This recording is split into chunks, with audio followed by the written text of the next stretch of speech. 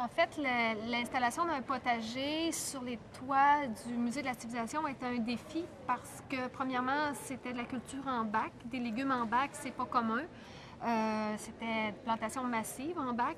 Et aussi, au niveau de l'ensoleillement, les légumes poussent au soleil et on a des parties au potager qui sont complètement ombragées. Donc, il fallait trouver des solutions alternatives là, à ces sections-là. On ne pouvait pas traiter les secteurs de la même façon.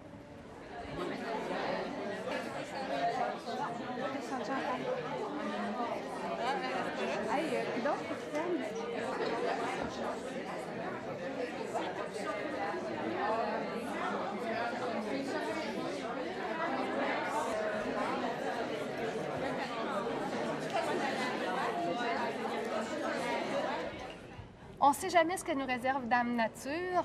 Oui, on va s'ajuster au niveau, c'est principalement les arrosages. Si on a un été très pluvieux, évidemment, l'arrosage se fait à la main par un jardinier professionnel qui va s'ajuster en fonction des pluies, en fait.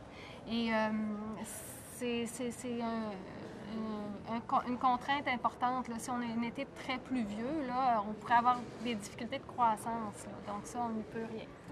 En fait, je souhaite que le visiteur vive une expérience et qu'il revienne revivre cette expérience-là, qu'il comprenne le discours sur la préciosité de l'eau, qu'il comprenne le message qui dit que le potager, c'est la célébration de l'eau, en fait, la présence de l'eau. Il est là grâce à la présence de l'eau.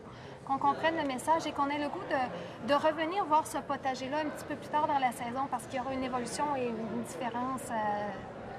Autant de jours que de soirs, le potager ne sera pas le même, autant en juin qu'en septembre.